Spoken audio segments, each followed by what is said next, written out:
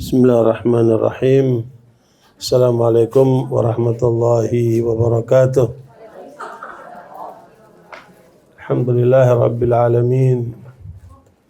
Wabihi nasta'inu ala umurid dunya waddin. Wassalatu wassalamu ala asyrafil anbiya'i wal mursalin. Nabina Muhammadin wa ala alihi wa sahbihi ajma'in.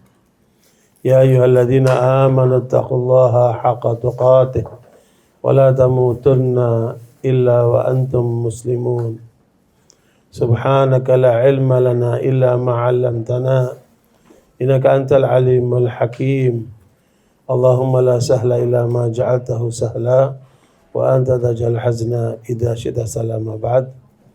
Ibu-ibu yang dirahmati oleh Allah SWT, kita akan mengkaji pada pagi hari ini adalah nilai pengorbanan di jalan Allah. Pengorbanan ini ada dua, ibu sekalian. Pengorbanan yang bersifat khusus dan pengorbanan yang bersifat umum. Kedua pengorbanan itu puncaknya ada pada keteladanan Nabi Ibrahim dan Nabi Muhammad SAW. Makanya di Al-Quran kita ditetapkan untuk mengikuti keteladanan Nabi Ibrahim alaihissalam dan keteladanan Nabi Muhammad SAW. Kewajiban kita untuk meneladani Nabi Ibrahim itu diterangkan dalam surat Al-Mumtahanah ayat yang keempat. Silakan dilihat dan dibaca terjemahnya, Bu. Qad kana lakum uswatun hasanatun fi Ibrahim waladina ma'ahu idh qalu liqaumihim inna bura'u minkum wa mimma ta'buduna min dunillah kafarna bikum wa bada bainana wa bainakum al-adawatul baghdha'u abada hatta tu'minu billahi wahdah.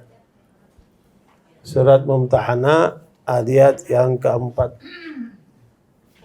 Itu panduan kita untuk mengikuti jejak keteladanan Nabi Ibrahim alaihissalam.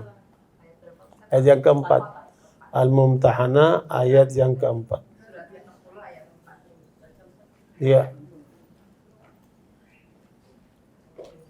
Sesungguhnya telah ada suri tauladan yang baik bagimu pada Ibrahim dan orang-orang yang bersama dengan dia. Ketika mereka berkata kepada kaum mereka, sesungguhnya kami berlepas diri dari kamu daripada apa yang kamu sembah selain Allah. Kami ingkari kekafiranmu dan telah nyata antara kami dan kamu permusuhan dan kebencian buat selama-lamanya sampai kamu beriman kepada Allah.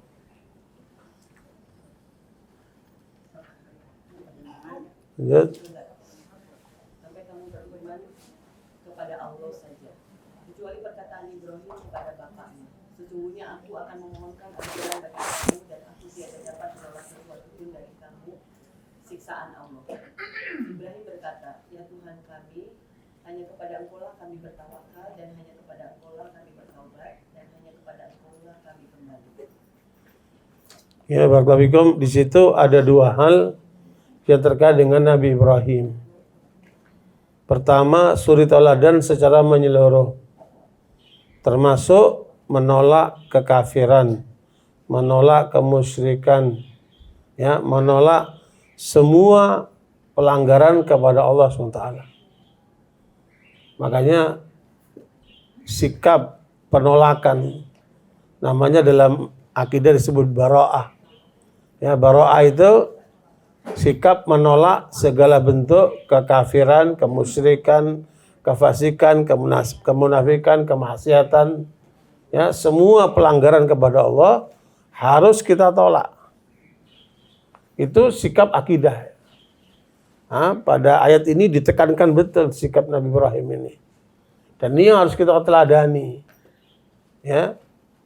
Makanya ketika di pengadilan, ya, ada seorang PhD dari UIN yang mengingkari bentuk ajaran ini. Ya, dalam Islam itu ada namanya al-wala wal bara. Dia mengingkari al-bara itu. Al-wala itu loyalitas kepada Allah, kepada para rasul dan orang beriman. Itu ketetapan dalam Al-Quran. Dan itu ajaran Nabi Muhammad SAW. Ya, loyalitas kepada Allah, para rasul dan orang beriman.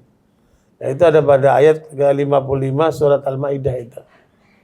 Nah, tetapi kemudian ada juga al-bara. Al-bara'ah namanya. Al-bara' sikap berlepas diri dari segala kemusyrikan, kekafiran, kemunafikan, kemaksiatan.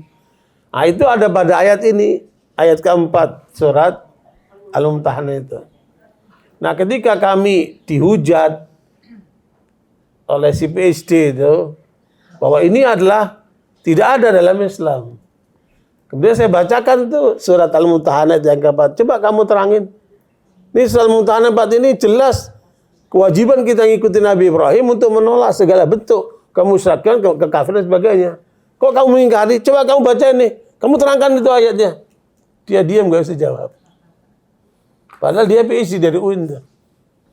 Ya nggak tahu ngajinya di mana itu. Ya, makanya ini harus menjadi pelajaran buat kita semuanya. Ya, makanya nggak pantas kepalanya orang kafir dicium itu nggak pantas. Karena itu harus ada baro'ah. Kamu mencium kepalanya orang kafir itu berarti kamu setuju dengan ajaran dia, dengan perilaku dia. Maka dalam Islam diajarkan apa namanya? Baro'ah, berlepas diri. Gitu. Nah, untuk melangkah kepada sebagai manusia boleh saja, tapi harus ada dakwah. Ya, bukan malah membenarkan kebatilan dia. Harus ada dakwah gitu kan. Nah, itu pun setelah diupayakan dakwah sedemikian rupa, baru Nabi Ibrahim itu menyikapi kepada orang tuanya dan masyarakatnya yang tetap di dalam kekafiran kemusyrikan itu. Nah, ini satu bagian yang kita diajarkan oleh Allah ngikuti Nabi Ibrahim. Uswatun hasanah. Bahkan ada seorang profesor cerita kawan saya gitu. Pada waktu kawan saya menyampaikan kepada si profesor bahwa suri tauladan itu bukan cuma Nabi Muhammad. Allah menyebutkan juga suri tauladan kepada Nabi Ibrahim. Kata si profesor, mana itu? Ada ayat di mana itu katanya? Nah, itu ayatnya itu. Jadi ini ayat penting Bapak Ibu sekalian untuk mengikuti jejak Nabi Ibrahim alaihissalam di dalam sikapnya. Nanti kita dalami nih ayat ini. Itu satu hal. Yang kedua, larangan mengikuti Nabi Ibrahim ketika dia mendoakan orang tuanya yang kafir musyrik itu. Kalau didoakan ketika masih hidup boleh. Supaya dia dapat hidayah, supaya dia ke arah yang benar. Tapi ketika sudah meninggal, maka terlarang itu. Itu pun disebutkan oleh Allah kepada Nabi Muhammad SAW, kepada kita yang beriman juga. Pada ayat ke-113, 114 surat At-Taubah. Ya, ini larangan kepada Nabi Ibrahim untuk kita tidak boleh mengikuti itu. Juga kepada Nabi Muhammad SAW dan orang beriman diingatkan oleh Allah. 113, 114 surat At-Taubah. Ya, tidak boleh kita memintakan ampunan kepada orang yang yang meninggal dalam keadaan kafir atau musyrik, termasuk kepada orang tua kita. Ya. Ketika dia meninggal dalam keadaan kafir musyrik, sudah urusannya sudah selesai. Gitu. 113, 114 surat At-Taubah. Maka Nabi waladina amanu. Surat At-Taubah 113, 114. Silakan dibaca. Tidak pantas bagi Nabi dan orang-orang yang beriman memohonkan ampunan kepada Allah bagi orang-orang musyrik, sekalipun orang itu kaum kerabatnya, setelah jelas bagi mereka bahwa orang-orang musyrik itu penghuni neraka jahanam. Adapun permohonan ampunan Ibrahim kepada Allah untuk bapaknya tidak lain hanyalah karena suatu janji yang telah diikrarkannya kepada bapaknya. Maka ketika jelas bagi Ibrahim bahwa bapaknya adalah musuh Allah, maka Ibrahim berlepas diri darinya. Sungguh Ibrahim itu seorang yang sangat lembut hatinya bagi penyantun. Ya, ini ada satu ketetapan dalam Al-Quran kepada Nabi Muhammad dan kepada kita semuanya. Tidak boleh mendoakan orang kafir atau musyrik yang meninggal dengan keyakinannya seperti itu. Maka aneh kalau kemudian ada orang berpendapat pengikut agama lain itu akan masuk surga setelah kedatangan Nabi Muhammad SAW. Itu suatu ajaran yang aneh. Ya. Makanya dalam riwayat Muslim Rasulullah mengatakan, "Ma min hadil ummah min yahudiyin wala nasraniyin wala majusiyin walam yu'min bima jitu bihi fahuwa finnar." Itu ajaran, itu kaidah, Ibu. Kata Nabi Muhammad, tidak ada seorang pun yang hadir setelah kedatanganku. Kedatangan siapa ini? Nabi Muhammad SAW. Apakah dia Yahudi, apakah dia Nasrani, apakah dia Majusi, dan tidak beriman dengan yang aku bawa, dan mati dengan keyakinannya seperti itu, matinya di neraka selama-lamanya. Nah, coba lihat surat Al-Bayyinah ayat yang ke-6. Al-Bayyinah ke-6. Ya. Innal ladzina kafaru min ahli kitab wal musyrikina fi nari jahannam khalidina fiha ulaika hum syarrul bariyah. Itu ketetapan Allah, nggak bisa diganti itu. Al-Bayyinah yang ke-6 tuh.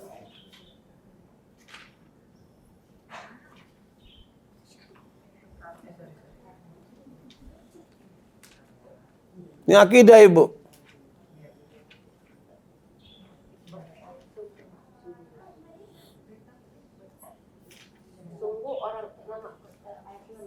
Ya. Sungguh orang-orang yang kafir dari golongan ahli kitab dan orang-orang musyrik akan masuk ke neraka jahanam.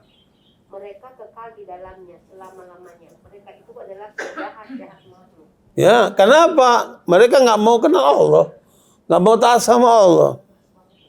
Makanya ada seorang profesor menulis buku Islam inklusif namanya. Profesor ini lulusan Mesir, kuliah di Harvard, doktor ya, profesor doktor. Kalau saya sebutkan pasti Ibu kenal tuh. Namanya Profesor Dr. Alwi Shihab. Adanya Pak Quraish Shihab. Dia nulis buku nama Islam inklusif. Termasuk pernyataan dia, orang Yahudi Nasara itu berhak masuk surga. Lalu surga punya siapa memang? Ya Allah tuh, pernyataannya Allah. Nggak bisa diklaim seperti itu. Jadi itu adalah upaya-upaya untuk mengkaburkan akidah, nggak benar itu. Ya, makanya kita tidak boleh mengikuti ajaran yang menyimpang seperti itu. Ya, Bu, ya. Jadi itu prinsip dasar yang Allah ajarkan kepada kita untuk mengikuti jejak Nabi Ibrahim alaihissalam. Itu satu. Nanti kita akan dalami bagaimana perjalanan hidup Nabi Ibrahim ini di dalam mendakwakan Islam ini. Nah, yang kedua, keteladanan yang kedua, perintah Allah kepada kita untuk Nabi Muhammad SAW. Ya, jadi pertama keteladanan yang harus kita ambil dari Nabi Ibrahim alaihissalam, ya kan? Untuk menyikapi berlepas diri daripada kemusyrikan, kekafiran dan sebagainya itu. Hanya satu yang tidak boleh kita ikuti, memintakan ampunan buat orang tua yang sudah meninggal dalam keadaan kafir atau musyrik. Nggak boleh itu. Termasuk kepada Muhammad dan kepada kita semuanya. Nah, kedua adalah keteladanan yang wajib kita ikuti dari Nabi Muhammad SAW pada ayat ke-21 surat Al-Ahzab. Ya. Laqad kana lakum fi Rasulillahi uswatun hasanatun liman kana yarjullaha wal yawmal akhir wa dzakarallaha katsira. Surat apa? Al-Ahzab ayat 21.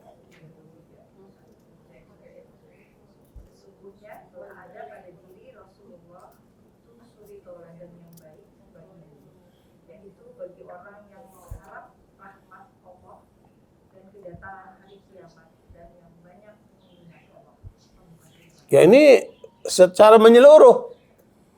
Ya, ikuti Nabi Muhammad dalam segala aspek kehidupannya. Keyakinannya, ucapannya, perbuatannya, persetujuannya. Ya, semua kehidupan Nabi Muhammad SAW itu menjadi suri teladan buat kita semuanya. Itu ayatnya itu, Bu. Makanya tidak ada manusia di dunia ini yang mendapatkan catatan dalam hidupnya seperti Nabi Muhammad SAW, lengkap. Ya, Bu. Sampai berapa jumlah ubannya, ya, Bu. Ya, kapan beliau menggaruk, ya, Bu. Semua lengkap. Kejelasan yang dicatat oleh para sahabat yang menyaksikan. Termasuk dari istri Rasulullah SAW. Gerak-gerik Nabi itu semua ada catatannya. Tidak ada manusia yang mendapat perhatian seperti Nabi Muhammad SAW. Kenapa? Karena Nabi Muhammad ini, ibu sekalian, langsung dididik oleh Allah SWT. Kalau ibu tanya, ibu cek siapa guru Nabi Muhammad itu? Sejak mulai dia lahir, bapaknya sudah wafat. Berarti peranan bapaknya udah nggak ada. Kan? Nggak ada pendidikan bapaknya. Umur 6 tahun, ibunya wafat. Kan? Begitulah seterusnya. Karena Allah sendiri yang mendidik Nabi Muhammad SAW pada ayat ke 113 surat An-Nisa. Ya. Wa anzalallahu alaikal kitaba wal hikmata wa 'allamaka ma lam takun ta'lam wa kana fadlullahi 'alaika 'azima. An-Nisa 113. Jadi Allah sendiri yang mendidik Nabi Muhammad SAW itu.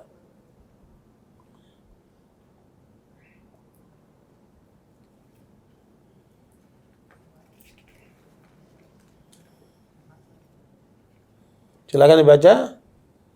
Dan kalau bukan karena karunia Allah dan rahmat kepada Muhammad, tentulah segolongan dari mereka berkeinginan keras untuk menyesatkanmu.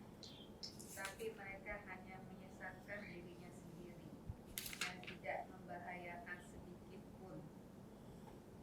Dan juga karena Allah telah menurunkan kitab Al-Quran dan hikmah sunnah kepadamu dan telah mengajarkan kepadamu apa yang belum engkau ketahui. Karunia Allah yang dilimpahkan kepadamu itu sangat besar. Ya, Bu, makanya kelebihan Nabi Muhammad melampaui seluruh umat manusia. Kenapa, Ibu? Karena ilmunya seluruh para nabi dan rasul oleh Allah diberikan kepada Nabi Muhammad SAW. Surat Al-An'am ayat 90, Ibu. Ya. Ulaika alladzina hadahumullahu fabihudahu muqtadih. Surat Al-An'am ayat 90. Jadi seluruh ilmunya para nabi dan rasul 124.000 nabi, 313 rasul, itu seluruh ilmunya diberikan oleh Allah kepada Nabi Muhammad SAW.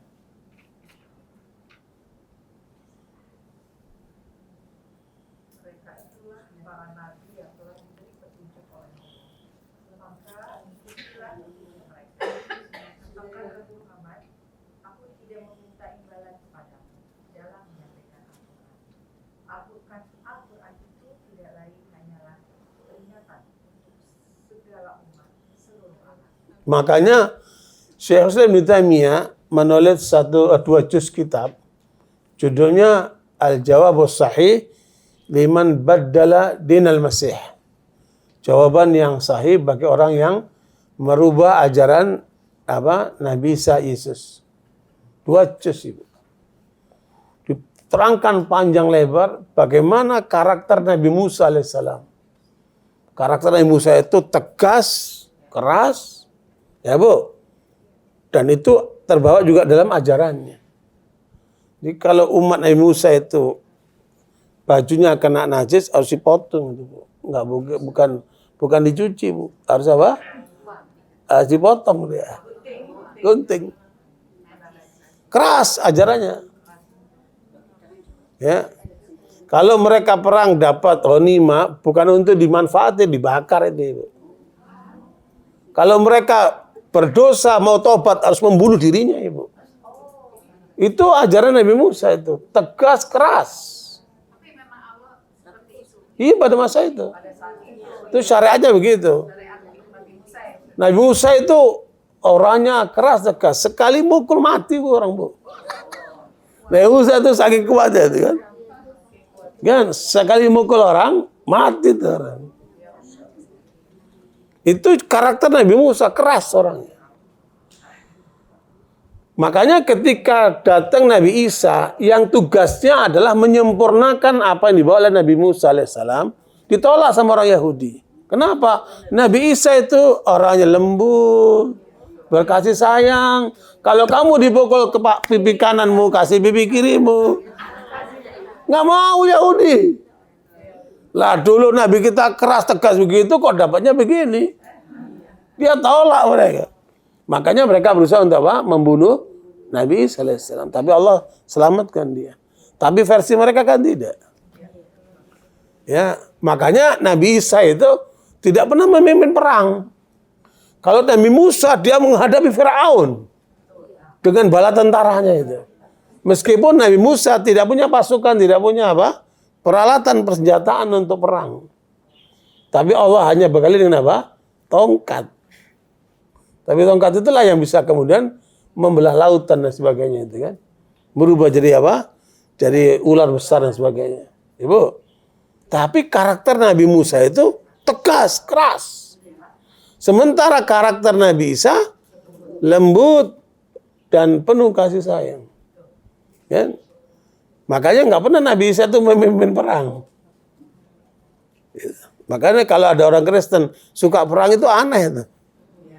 Kan Kristen di Barat itu penjajah semua itu, Bu. Menjajah hampir semua negara itu kan. Indonesia dijajah 350 tahun itu. Kan pertama oleh Portugal, berikutnya oleh Spanyol, yang kemudian yang ketiga Jepang, kemudian Inggris. Siapa nama?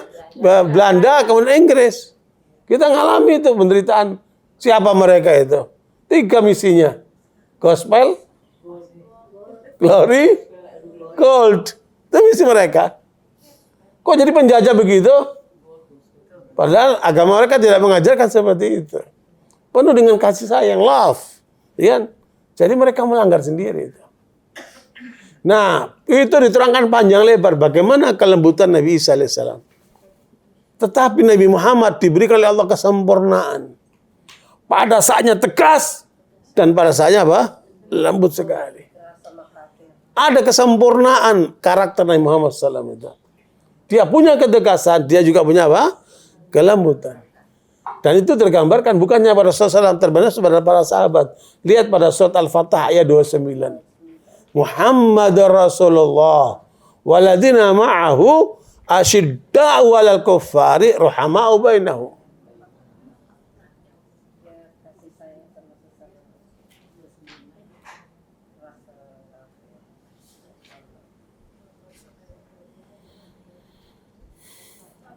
Surat Al-Fatah ayat 29.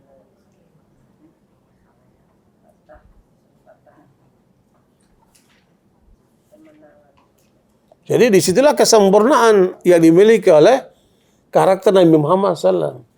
Dan itu diwariskan kepada umatnya. Muhammad adalah utusan Allah dan orang-orang yang bersama dengan dia bersikap keras terhadap orang-orang kafir. Tetapi berkasih sayang sesama mereka. Kamu melihat mereka ruku dan sujud mencari karunia Allah dan keriduannya. Pada wajah mereka tampak tanda-tanda bekas sujud. Demikianlah sifat-sifat mereka yang diungkapkan dalam Taurat dan sifat-sifat mereka yang diungkapkan dalam Injil. Yaitu seperti benih yang mengeluarkan tunasnya, kemudian tunas itu semakin kuat, lalu menjadi besar dan tegak lurus di atas batangnya. Tanaman itu menyenangkan hati penenam-penenamnya, karena Allah hendak menjengkelkan hati orang-orang kafir dengan kekuatan orang-orang mukmin. Allah menjanjikan kepada orang-orang yang beriman dan mengerjakan kebajikan di antara mereka ampunan dan pahala yang besar. Karakter ini bukan hanya di Al-Quran, disebutkan juga di dalam Bible, Taurat dan Injil. Itu ayatnya itu.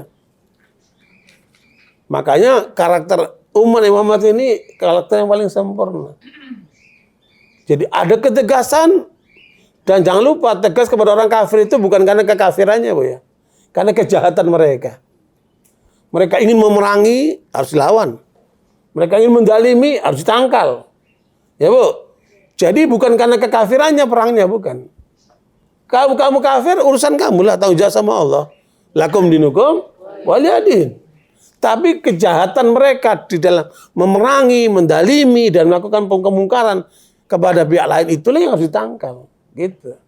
Makanya para ulama menyepakati perang antara umat Islam dengan orang lain itu, orang kafir-kafir itu, bukan karena kekafirannya, tapi kenapa? Karena kejahatan mereka.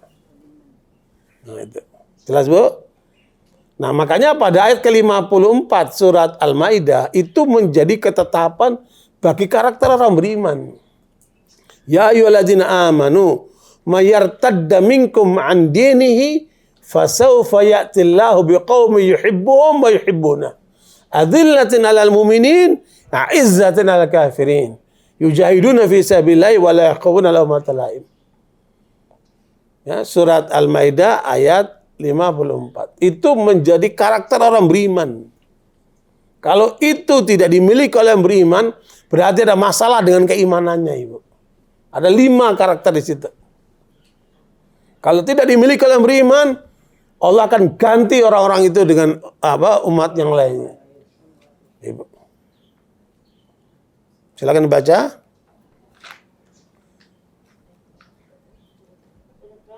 Al-Ma'idah ayat 54. Hai orang-orang yang beriman, barang siapa di antara kamu yang murtad atau keluar dari agamanya, akan kelak Allah akan mendatangkan suatu kaum. Dia mencintai mereka dan mereka pun mencintainya, dan bersikap lemah lembut terhadap orang-orang yang beriman, tetapi bersikap keras terhadap orang-orang kafir yang berjihad di jalan Allah dan yang tidak takut kepada celaan orang yang suka mencela. Itulah karunia Allah yang diberikannya kepada siapa yang Dia kehendaki, dan Allah Maha Luas pemberiannya, Maha Mengetahui. Jadi Nabi Muhammad mempraktekkan ini gimana, Ibu? Pasukan Nabi Muhammad menghadapi orang-orang kafir. Nggak langsung perang, Bu. Diberikan 3 pilihan sama Nabi Muhammad. Kalau kamu mau masuk Islam seperti kami, maka hak kami, hak kamu sama. Kita saudara. Nggak usah perang. Ya? Tapi kalau kamu nggak mau masuk agama kami, kamu bertahan dengan keyakinan kamu, silakan. Kamu dengan keyakinan kamu, kami dengan keyakinan kami. Tapi kami lindungi kalian. Hanya kalian bayar jizyah. Itulah nanti jadi pajak itu, Bu. Karena apa? Ada pelindungan. Kamu jalankan keyakinanmu, nggak ada masalah. Lakum dinukum waliyadin. Atau memang kamu nggak mau, maunya kamu mau perang, ya kan? Ayo Bismillah. 3 pilihan, Bu. Jadi tidak dilaksanakan perang-perang itu kecuali setelah melalui proses dakwah, namanya itu. Didakwain dulu. Maka terjadi perang-perang itu, Bu, dalam perjalanan sejarah umat Islam itu setelah mereka sudah didakwain dulu. Ya. Ya. Jadi seperti itu. Nah, orang beriman itu karakternya harus punya itu 5 itu, Ibu. 5 itu harus dimiliki oleh yang beriman karakter itu. Jadi mereka mencintai Allah dan Allah pun mencintai mereka. Bukan sekedar mencintai Allah. Banyak orang mengklaim mencintai Allah, ya kan? Tapi apa Allah cinta dengan mereka? Nah, itu harus ada pembuktiannya, kan? Itu pembuktian nanti di mana, Bu? Di pengorbanan itu. Makanya Allah katakan pada surat Al-Kautsar ayat yang kedua, fasholli li rabbika wanhar. Fasholli li rabbika wanhar. Apa itu? Salatlah dan berkorbanlah, kan? Salat itu pengorbanan dalam bentuk fisik saja, nggak pakai modal ya. Salatlah itu 5 waktu sehari itu sebagai bentuk ketertundukanmu kepada Allah SWT. Makanya orang kalau nggak sholat berarti sudah nggak ada nilainya dalam Islam. Ya? Man taraka sholata muta'ammidan faqad kafara jihara. Siapa yang menolak sholat, nggak mau sholat dia terang-terangan, maka dia menjadi kafir yang nyata dia. Ya, meskipun mengaku apa? Mengaku orang Islam. Maka nilai orang tergantung daripada sholatnya itu. Nah, kemudian baru yang kedua apa? Wanhar. Wanhar itu apa, Bu? Berkorban. Wanhar itu, Bu, tidak mungkin kecuali hanya untuk onta. Maknanya apa? Korban yang terbaik adalah onta. Kenapa, Ibu? Karena onta itu nilainya 2 kali ekor sapi. Satu onta nilainya 2 kali ekor sapi. Ini ada ibu-ibu nyari kambing yang paling murah. Salah. Cari kambing yang paling mahal. Jadi kambing itu nilainya di bawah onta. Sapi nilainya di bawah onta. Nah, karena itu warga fasali rabbika wanhar itu adalah bentuk pengorbanan yang diperintahkan oleh Allah SWT. Makanya kita saksikan kemarin Idul Kurban, ya Bu ya, banyak orang menyembelih kambing dan sapi untuk negeri kita. Di negeri Arab ada tambahan apa, onta, karena banyak onta di sana. Dan jangan lupa Ibu, onta yang muda itu lebih nikmat dari kambing. Dagingnya lebih nikmat daripada sapi. Namanya hasyi. Hasyi itu onta yang masih kecil dia. Saya pernah nyoba makan, Masya Allah. Ya. Sebenarnya kambing itu, Bu, kelihatannya onta. Kelihatannya. Sebenarnya kambing itu. Jadi sekalian, apa namanya, wanhar itu, nahar itu ada. Makanya kata Rasulullah SAW, ya, inna afdal ayami indallahi yamun nahar. Hari yang terbaik di sisi Allah itu adalah hari apa? Hari kurban itu, nahar itu. Disebut nahar itu pengorbanan terhadap pemotongan onta. Tapi kemudian diberikan, subhanallah Bu, karena agama ini dari Allah. Ternyata diberikan pilihan-pilihan, bisa onta, bisa kambing, bisa sapi. Iya, seperti di kita nggak ada onta gimana? Karena ini adalah ajaran Allah. Ada bagian-bagian di beberapa negara nggak ada onta, kecuali ada kebun binatang untuk dipiara aja, Bu ya. Makanya nanti kita lihat bagaimana pelaksanaan korban apa namanya kambing. Asalnya kambing loh, Bu. Nabi Ibrahim itu asal pengorbannya apa? Kambing. Tapi Nabi Muhammad diperintahkan apa? Onta. Makanya nanti ketika haji, ya Bu, haji wada Rasulullah menyembelih onta berapa, Bu? 100. Ya, Nabi menyembelih sendiri onta itu bukan nyembelih gini, Bu ya. Kalau nyembelih onta itu ontanya berdiri gini, Bu. Tinggal gini aja, krek gitu aja. Jadi nggak direbahkan dia. Onta itu dia disembelih dalam kondisi berdiri, krek lehernya. Kan lehernya panjang, ya. Itu namanya wanhar. Itu nahar itu, Bu. Rasulullah menyembelih onta 63. Selebihnya untuk sampai sisa 100 itu disuruh Ali bin Abi Thalib yang menyembelihnya. Kenapa 63 ya, Bu? Itu menunjukkan Nabi Muhammad memang utusan Allah. Itulah umur beliau. Umur beliau 63 kan? Beliau nyembelih onta itu 63. Berarti Allah beritahukan tentang. Iya, terakhir. Haji wada itu kan haji terakhir. Bu, perintah haji itu tahun ke-9 Hijriah. Tapi Rasulullah belum menjalankan. Rasulullah perintahkan haji dipimpin Abu Bakar As-Siddiq. Sebab kalau sampai 2 kali akan memberatkan umatnya kan. Maka dilaksanakanlah tahun ke-10. Kan sepulang haji, ya Bu, beberapa bulan Rasulullah wafat. Kan? Rabiul Awal ya. Jelas Bu ya? Jadi ini menunjukkan memang agama ini datang dari Allah. Bukan dari Muhammad SAW. Muhammad hanya menyampaikan saja. Nah, sekarang kita lihat. Jadi 2 ketauladanan. Yang pertama tauladan kepada Nabi Ibrahim. Yang kedua tauladan kepada Nabi Muhammad SAW. Ya. Dan Nabi Muhammad ini siapa, Ibu? Cucunya Nabi Ibrahim. Nabi Muhammad siapa? Cucunya Nabi Ibrahim. Nah, ceritanya begini, Bu. Kan Nabi Ibrahim ini awal tugas dakwanya di mana, Bu? Bukan di Babilonia. Babilonia itu ada di Irak, Ibu. Wilayah dakwah Nabi Ibrahim di mana, Bu? Irak. Itu wilayah dakwah Nabi Ibrahim itu Irak itu, Ibu. Ya. Pemimpin Irak waktu itu adalah namanya Namrud. Dan dia ini sangat dolim. Bahkan dia mengaku dirinya sebagai Tuhan. Ketika Nabi Ibrahim mendakwakan Islam di masyarakat Irak itu, bapak Nabi Ibrahim bagian membuat apa, Bu? Patung-patung. Yang pertama didakwai Nabi Ibrahim bapaknya. Sehingga reaksi bapaknya keras sekali kepada Nabi Ibrahim. Di Al-Quran terangkan panjang lebar itu.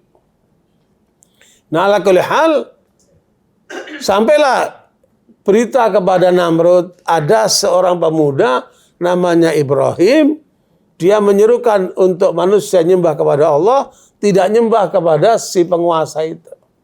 Jadi ternyata hampir semua, bukan hampir ya, semua para nabi dan rasul itu penghadang utamanya siapa, Ibu? Penguasa. Makanya tidak heran hampir semua gerakan dakwah ini yang penghalangnya siapa? Penguasa. Kalau bahasa Imam Mujahid itu guru muridnya Imam Ibnu Abbas, ya, ahli tafsir. Ya, penguasa yang menghalangi gerakan dakwah itu disebut dengan taghut. Taghut itu adalah setan berbentuk manusia.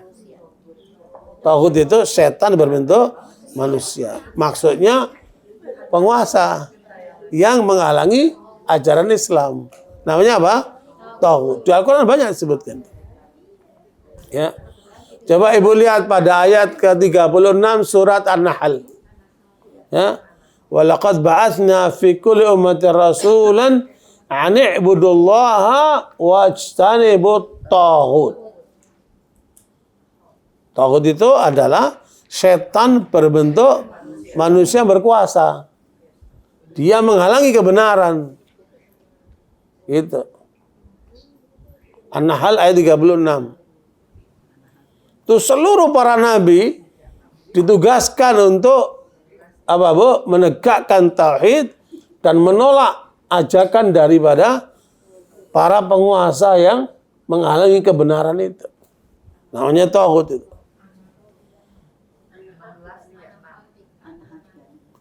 Dan sungguh kami telah mengutus seorang rasul untuk setiap umat untuk menyerukan sembahlah Allah dan jauhilah taghut. Kemudian di antara mereka ada yang diberi petunjuk oleh Allah dan ada pula yang tetap dalam kesesatan. Maka berjalanlah kamu di bumi dan perhatikanlah bagaimana kesudahan orang yang mendustakan Rasul-Rasul. Makanya Ibu sekalian, itu bukan sesuatu yang aneh, itu terjadi di semua para nabi dan rasul. Ya. Nah, bagaimana caranya? Ya sabar. Sabar dalam dakwah, sabar. Dan itulah apa? Bentuk pengorbanan. Gitu. Kalau kita lihat dua contoh ini, Nabi Ibrahim dengan Nabi Muhammad SAW, nanti kita lihat bagaimana contoh pengorbanannya itu. Kan luar biasa. Ya, Bu, kembali kepada Nabi Ibrahim. Bagaimana ketika dia mendakwai kaumnya, bapaknya sampai kepada penguasa, si Namrud itu, dan apa reaksi mereka terhadap Nabi Ibrahim ini? Ya, Nabi Ibrahim diancam untuk dibakar hidup-hidup. Ya, Bu. Kemudian bapaknya mengusir Nabi Ibrahim dari rumahnya. Ya, Bu. Itu kan luar biasa itu. Ibu lihat pada ayat ke-51 sampai 70 surat Al-Anbiya. Cerita tentang Nabi Ibrahim di dalam menghadapi Namrud. Al-Anbiya ayat 51 sampai 70.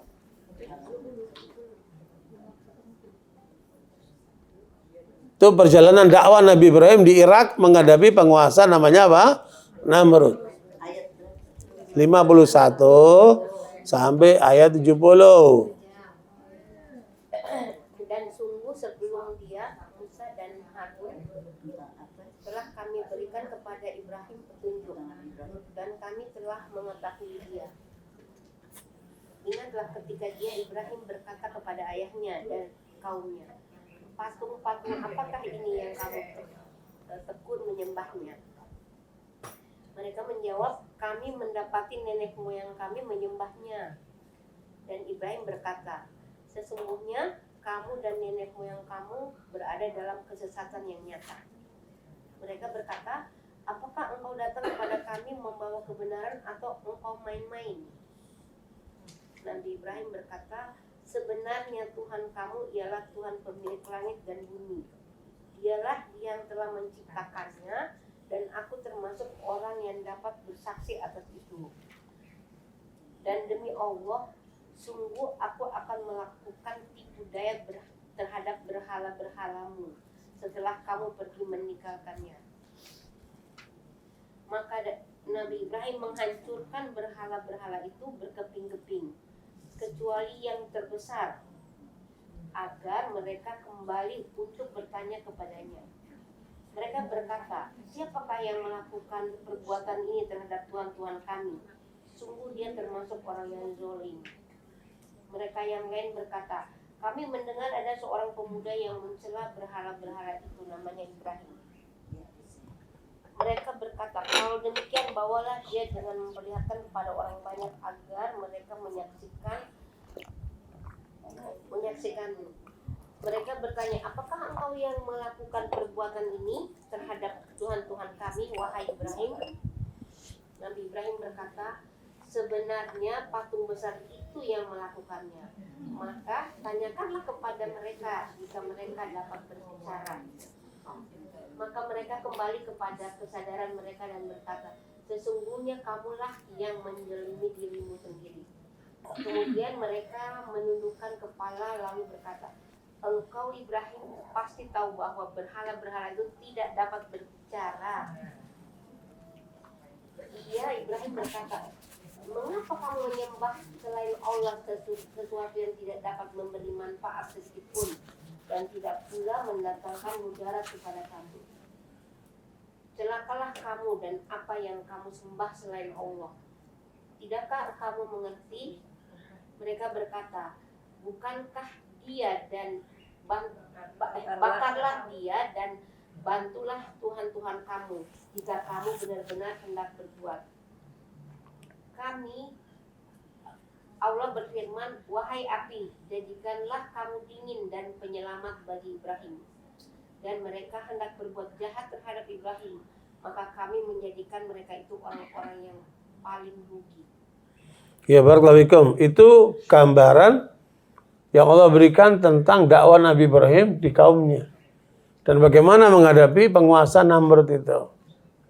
Ya, akhirnya disuruh rakyatnya mengumpulkan kayu bakar.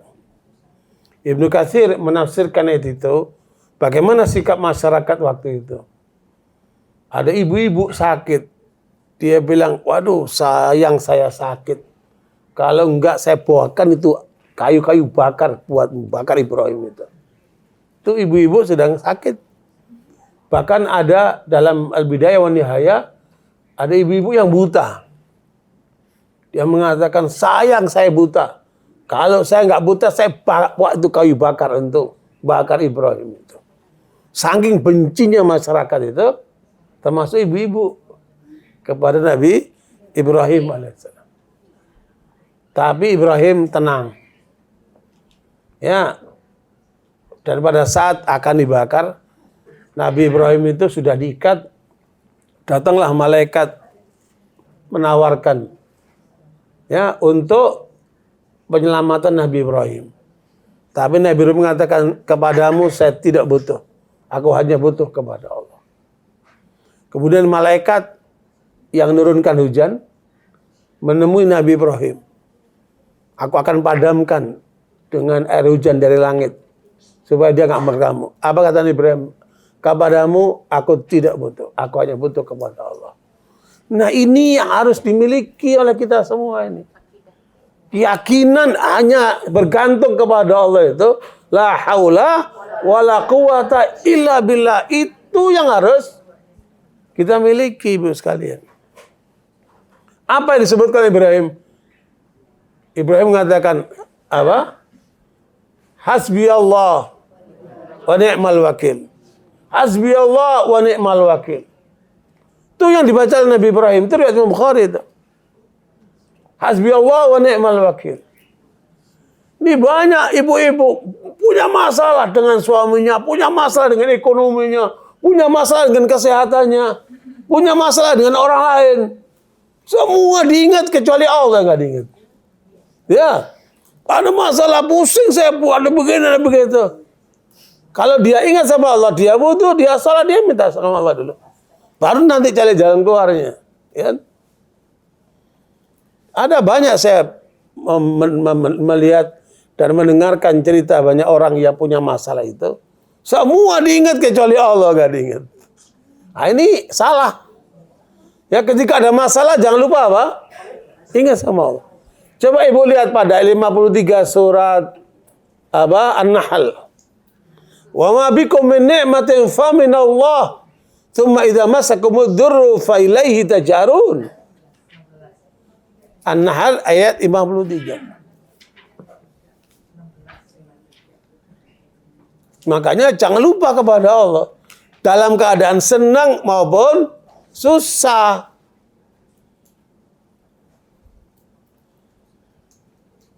Dibaca Ibu. Dan segala nikmat yang ada padamu datangnya dari Allah. Kemudian apabila kamu ditimpa kesengsaraan, maka kepadanya lah kamu meminta pertolongan. Ibu dapat suami dari mana itu? Dari Allah. Ibu dapat anak dari mana itu? Dari Allah. Ibu dapat kesehatan, dapat semua kenikmatan itu dari mana itu? Nah, ketika ibu mengalami kesulitan, terus ibu kemana? Kembalilah kepada Allah. Itu ayatnya itu. Selalu kembalilah kepada Allah. Karena kalau kita bergantung sama manusia, bergantung sama perusahaan, semuanya lemah semua itu. Ya, makanya bergantunglah kepada Allah. Tapi Nabi Ibrahim mengatakan hasbi Allah wa ni'mal wakil, beda dengan Nabi Muhammad SAW. Pada ayat ke-173 surat Al-Imran, itu Allah menjelaskan bagaimana tentang sikap Nabi Muhammad SAW.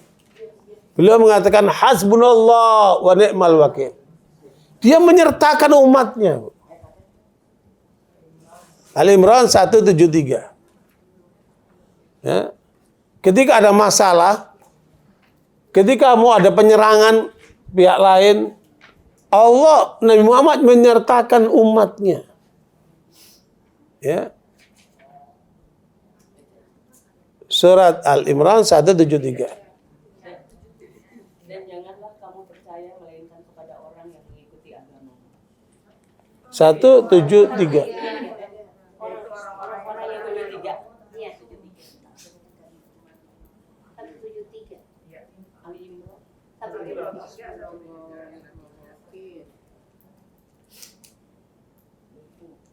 Orang-orang yang menaati Allah. Yaitu orang-orang yang mentaati Allah dan Rasul, yang kepada mereka orang-orang yang mengatakan, sesungguhnya manusia telah mengumpulkan pasukan untuk menyerang kamu, karena itu takutlah kepada mereka. Maka perkataan itu menambah keimanan mereka dan mereka menjawab, cukuplah Allah menjadi penolong kami dan Allah adalah sebaik-baik pelindung. Ya. Jadi Nabi Muhammad menyertakan umatnya. Hasbunallah.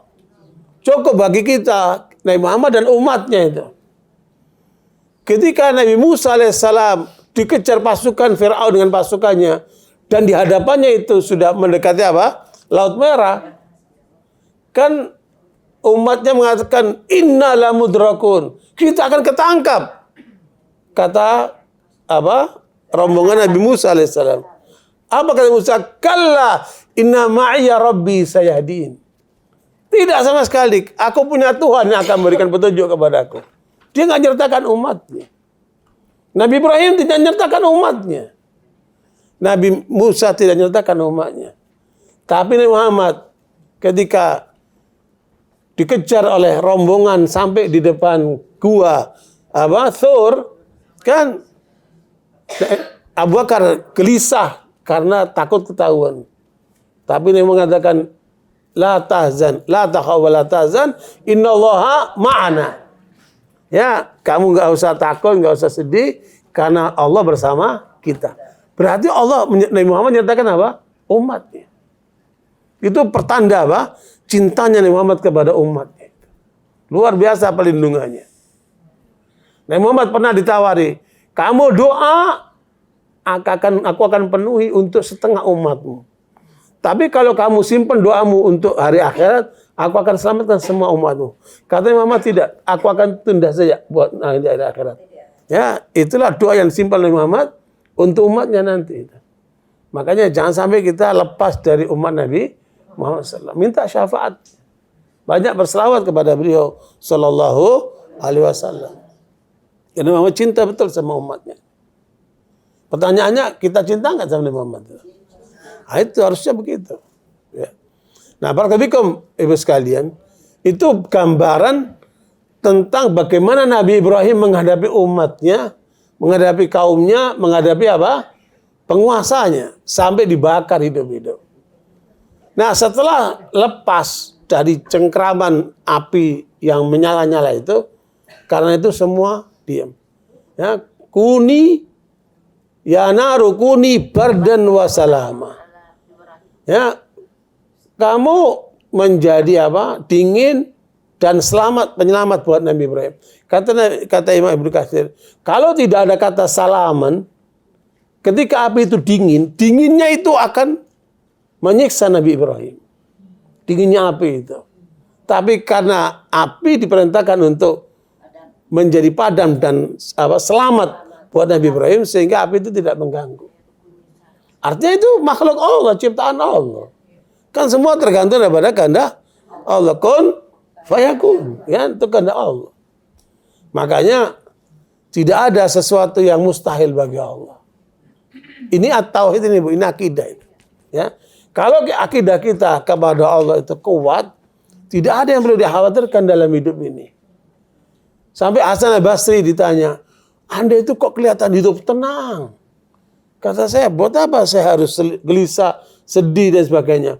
Wong rezekiku nggak jatuh ke tanganmu. Kan masing-masing sudah ada alamatnya. Jadi makanya jangan kita kemudian khawatir dengan kehidupan ini, karena semua kita di tangan Allah SWT. Ya, tinggal apa? Jangan lupa doa, minta sama Allah. Ya, barakallahu sekalian. Makanya kalau kita pelajari dari para nabi ini, memang kedekatan kepada Allah itu yang paling utama. Sehingga menghadapi semua tantangan dalam hidup ini dengan penuh ketenangan. Karena ada backup dari Allah Ta'ala. Dan itu bukan untuk hanya para nabi loh, Bu. Untuk kita semuanya juga. Sebagai umatnya. Ibu lihat ayat ke-128 surat An-Nahl. Innallaha ma'al ladzina taqaw wal ladzina hum muhsinun. Surat An-Nahl ayat 128. Ayat yang paling terakhir, Ibu. Sungguh Allah beserta orang-orang yang bertakwa dan orang-orang yang berbuat baik. Dua syaratnya kalau kita mau di backup sama Allah. Ya, pertama bertakwa. Bertakwa berarti apa? Hablum minallah. Hubungan kita kepada Allah itu harus bagus, Ibu. Dan Hasan al-Basri itu menguatkan 3 hal, Ibu. Kenapa, Ibu? Kita ini, manusia ini, Ibu, ada 2 unsur. Ada jasmani, ada rohani. Hari ini, Ibu, orang-orang kaya itu hanya bisa memuaskan jasmaninya saja. Dengan makan enak, dengan rumah yang mewah, ya, dengan kapal pesiarnya, dengan apalah yang mereka miliki, itu hanya bisa memuaskan tubuhnya saja. Dan itu hanya 20%, Ibu. Tubuh kita itu posisinya kayak ini, Bu, namanya hardware. Ya, Bu, ini kayak ini hardware. HP ini namanya apa ini? Hardware. Mahal dan murahnya HP ditentukan oleh apa? Softwarenya. Ya, hardware ini cuma 20% porsinya, Ibu. Software itu menempati berapa? 80%. Orang-orang kaya itu bisa memuaskan tubuhnya hanya 20%. Tapi bagaimana yang 80% itu? Ibu tahu yang namanya Hotman Paris, dia kemarin wawancara. Dia punya 400 perempuan cantik. Ya, di setiap kota dia taruh berapa orang. Yang khusus ngurusin dia, yang ngelapin mukanya, keringetnya, itu 10 orang khusus. Satu orang digaji 25 juta katanya. Ya. Dia ingin, tapi apa yang dia rasakan? Dia nggak merasa kebahagiaan. Dia mengatakan, saya ingin tinggal di Bali. Ya, untuk masa tua tinggal di Bali. Tapi nggak bisa tinggalin karena mau berangkat, nanti ada proyek besar, nggak jadi lagi. Ya, makanya jangan lupa Ibu, kekayaan manusia hanya bisa memuaskan cuman tubuhnya saja. Bagaimana dengan rohaninya ini? Bu, kata Hasan Basri, puaskan rohanimu dengan 3 hal. Ya Bu, apa Bu? Pertama, sholat, jaga sholatmu. Yang kedua, banyak berzikir. Dan yang ketiga, banyak baca Quran. 3 itu Ibu. Kalau kita kemudian takwa kita lengkapi dengan 3 ini, insya Allah rohani kita chargingnya bagus. Ya Bu, jangan sampai HP-nya lowbat. Ya Bu, rohani kita jangan sampai lowbat juga Bu. Isi dengan apa? Salat, zikir, dan baca Quran. Itu adalah konsumsi utama rohani kita Ibu. Kata Hasan Basri.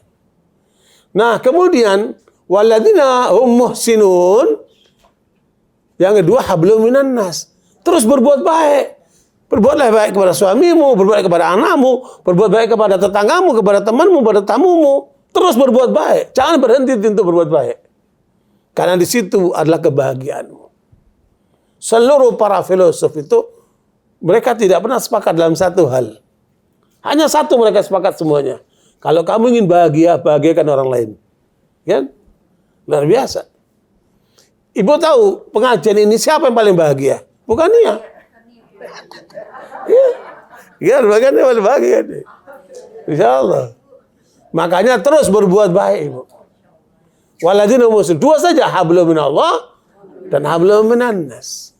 Dan disitulah akan dapat jaminan dari Allah.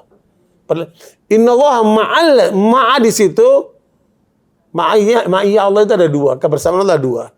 Kebersamaan yang bersifat umum, mukmin maupun kafir, itu dengan ilmunya. Ya, itu yang ada pada surat Al-Hadid ayat yang keempat. Coba lihat tuh. Al-Hadid yang keempat itu adalah kebersamaan secara umum, yaitu dengan ilmunya, baik orang muslim maupun kafir. Ya.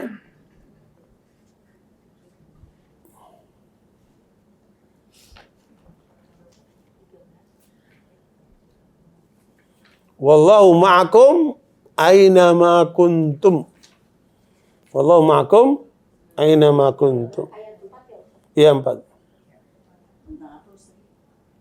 Kebersamaan Allah.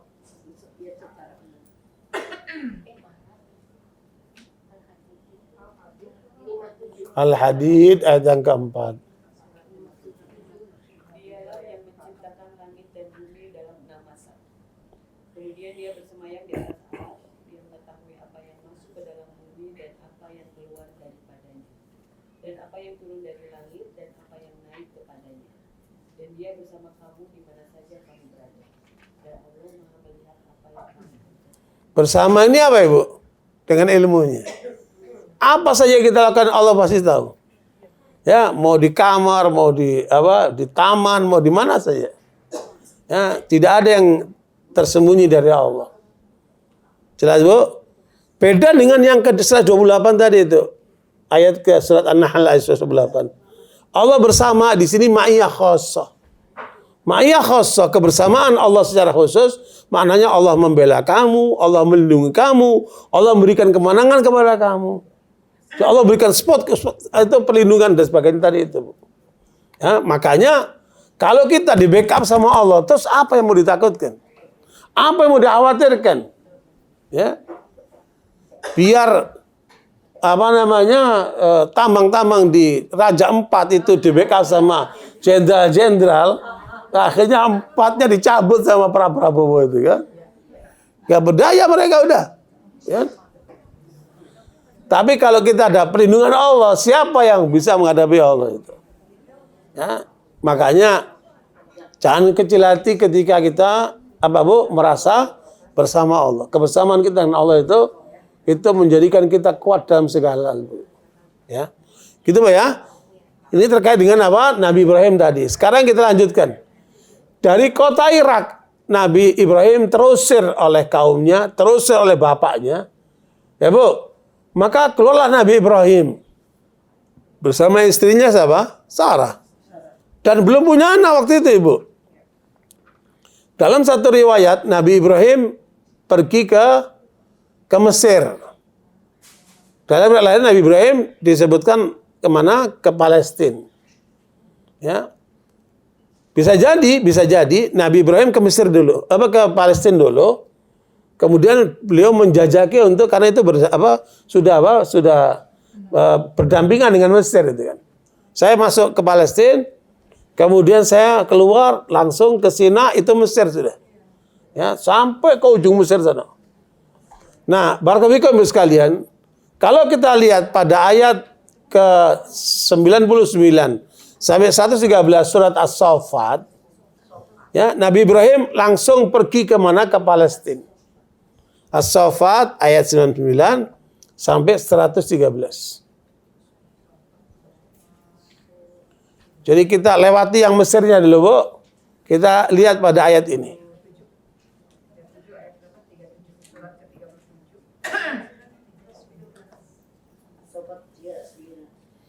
99 sampai 113.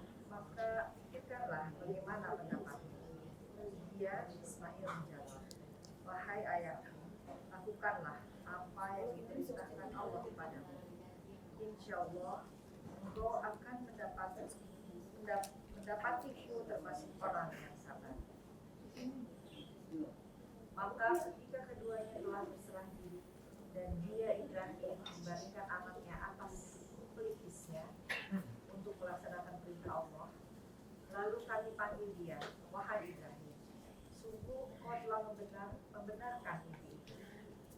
Sungguh demikianlah kamu memberi balasan kepada orang-orang yang berbuat baik. Sesungguhnya ini benar-benar suatu ujian yang nyata, dan kami tebus anak itu dengan seekor sembelihan yang besar.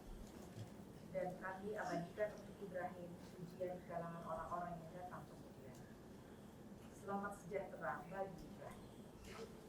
Demikianlah kami memberi balasan kepada orang-orang yang berbuat baik.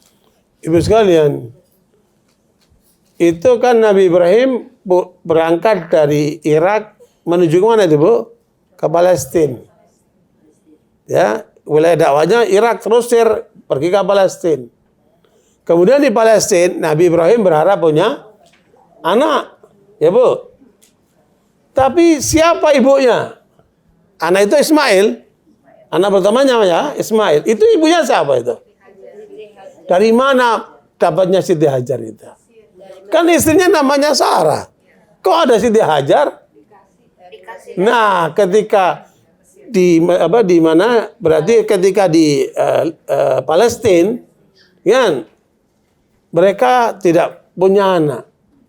Maka berangkatlah Nabi Ibrahim sama Sarah menuju ke Mesir. Barangkali bisa mendakwai masyarakat Mesir kan. Ketika masuk di Mesir, ternyata intelijen Mesir menyampaikan kepada raja bahwa ada perempuan cantik masuk ke wilayah Tuhan, tidak cocok dia kecuali untuk Tuhan. Perempuan yang sangat cantik sekali. Ditangkaplah Nabi Ibrahim sama istrinya menghadap si raja. Kemudian Nabi Ibrahim ditanya, siapa perempuan ini? Kalau dia bilang istrinya, dibunuh Nabi Ibrahim. Tapi Ibrahim menggunakan siasat namanya tauriah. Dalam Islam dibenarkan tauriah. Tauriah itu mengungkapkan sesuatu dengan maksud yang lainnya. Dia mengatakan, dia saudaraku. Dia saudaraku, dalam hatinya seagama. Namanya apa? Tauriah. Itu untuk menghindari hukuman penjara ataupun pembunuhan. Kalau dia terancam, bisa mengatakan seperti itu, Bu. Ya. Dia bukan berbohong, tapi namanya tauriah. Ya. Bahasa umumnya berbohong, tapi dia tidak masuk kategori itu. Ya, namanya apa? Tauriah. Nah, karena dia mengatakan begitu, sehingga dipisahkanlah antara Nabi Ibrahim dengan perempuan ini. Sarah dimasukkan ke kamar, kemudian ingin diperkosa sama si raja ini. Tapi Allah lindungi si Sarah ini, sehingga raja ini tidak bisa menyentuh Sarah. Kemudian raja mengatakan, kalian memberikan saya setan ini. Gak bisa disentuh. Ya. Dan akibat itu, kemudian diusirlah Sarah sama Ibrahim, dan dikasih hadiah Hajar itu. Itu putrinya. Tidak. Budak. Budak si raja. Budak si raja. Nah, diberikan kepada Nabi Ibrahim sama Sarah. Pulanglah bertiga sekarang kan ke Palestina dari bertiga. Terus gimana ini? Dia bukan mahram saya nih, kata Ibrahim. Ya udah nikahin aja.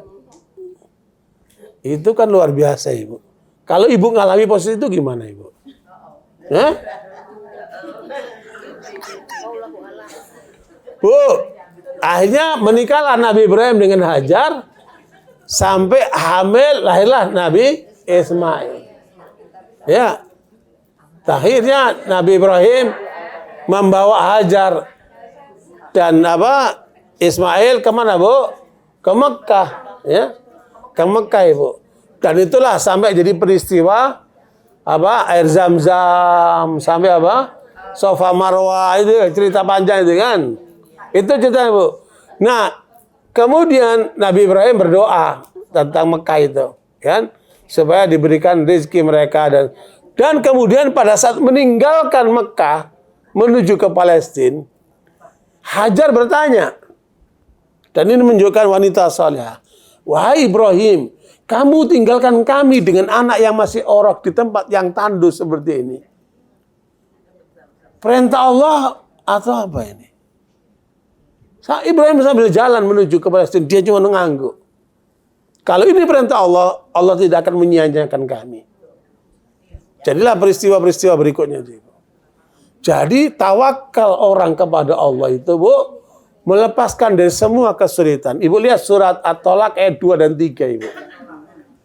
Ya. Wa may yattaqillaha yaj'al lahu makhraja wa yarzuqhu min haitsu la yahtasib. Wa may tawakkal 'alallahi fa huwa hasbuh. Coba dibaca, Bu. Surat At-Tolak ayat 2. Ini penting loh, Bu, pelajaran dari apa yang kita bahas ini, supaya kita juga memiliki akidah itu gitu loh. Keteguhan itu.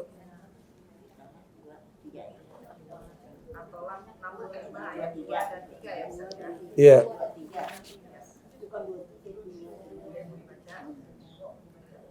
Maka apabila mereka telah mendekati akhir iddahnya, maka rujuklah kembali kepada mereka dengan baik, atau lepaskanlah mereka dengan baik, dan tersaksikanlah dengan 2 orang saksi yang adil di antara kamu, dan hendaklah kamu tegakkan kesaksian itu karena Allah. Demikianlah pengajaran itu diberikan bagi orang yang beriman kepada Allah dan hari kiamat. Akhir-akhir. Siapa yang bertakwa kepada Allah, niscaya dia akan membukakan jalan baginya, dan dia memberinya rezeki dari arah yang tidak disangka-sangkanya. Dan barang siapa bertawakal kepada Allah, niscaya Allah akan mencukupkan keperluan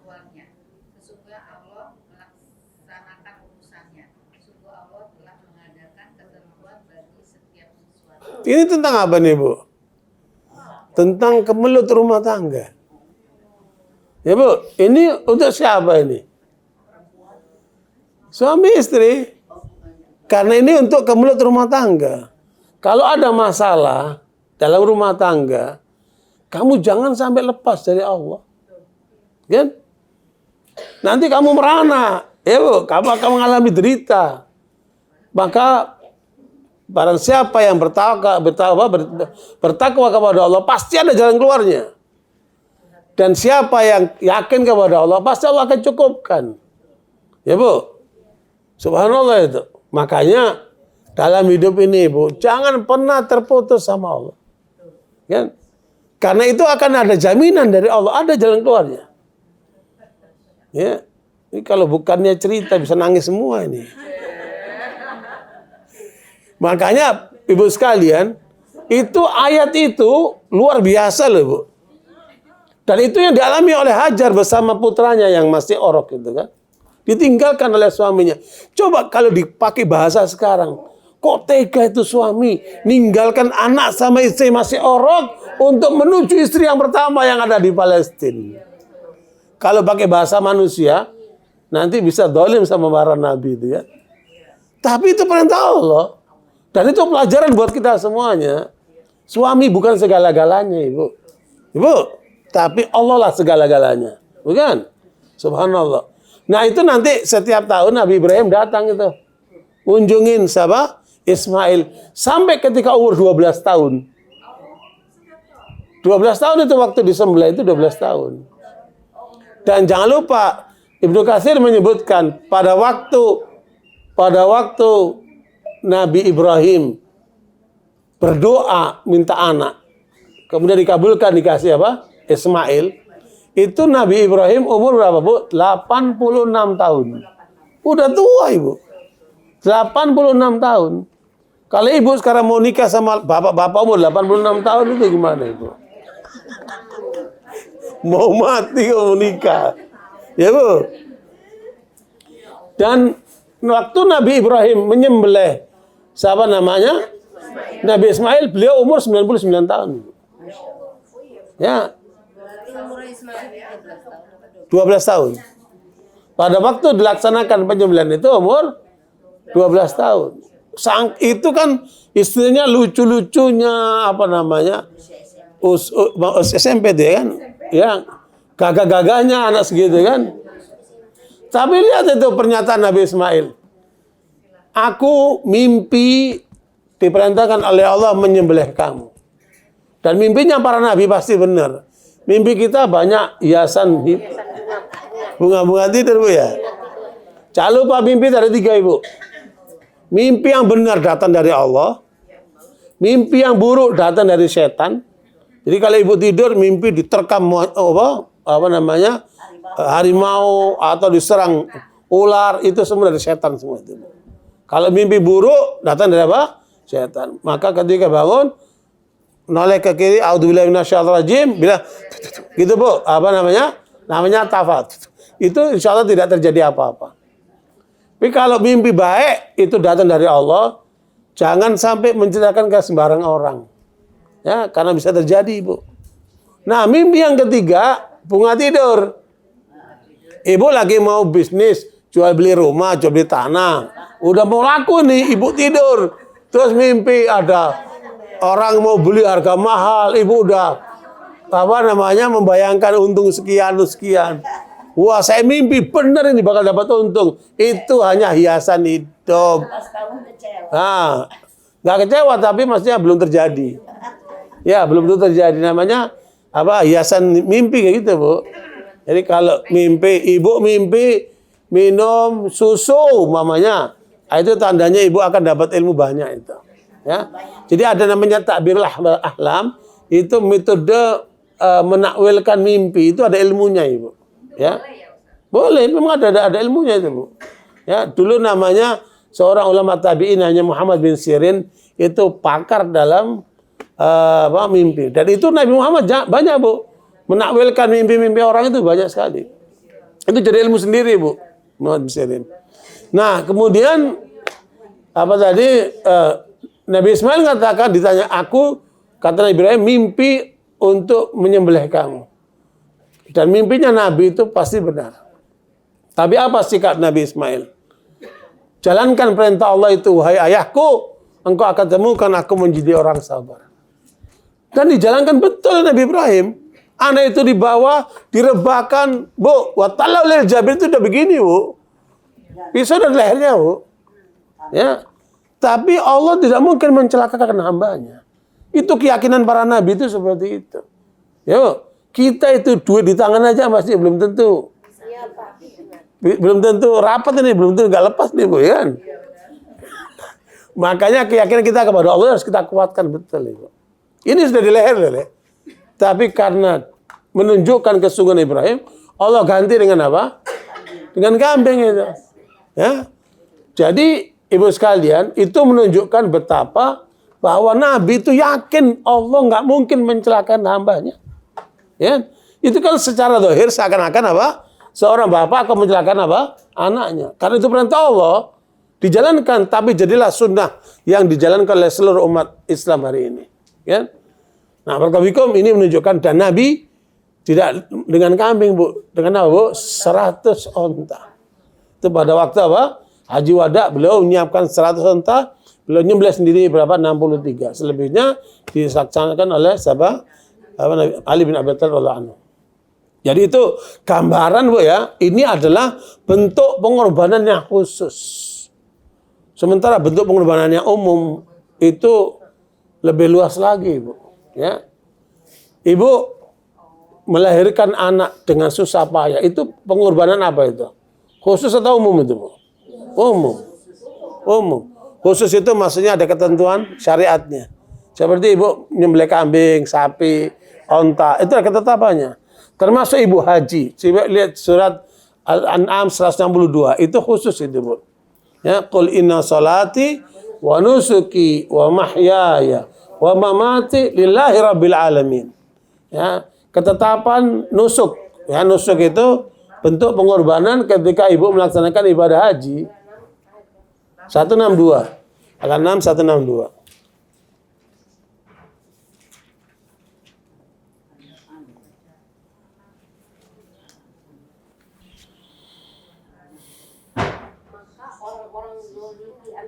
Hah? 162. Al-An'am 162.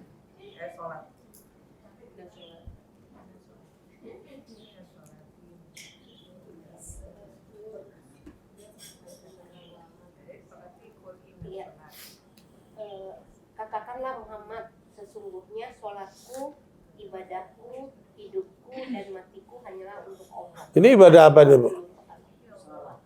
Manasik. Ibadah haji. Ibadah kurban. Itu kan semua masuk manasik. Makanya Rasul mengatakan, khudu anni manasikakum. Ambillah cara manasik kalian dariku. Makanya ibu kalau berangkat haji kan harus ikut apa? Manasik kan. Manasik itu tata cara melaksanakan ibadah haji. Ya. Nah, dalam haji itu nanti tanggal 8 Dzulhijjah ibu akan berangkat ke mana? Ke Mina.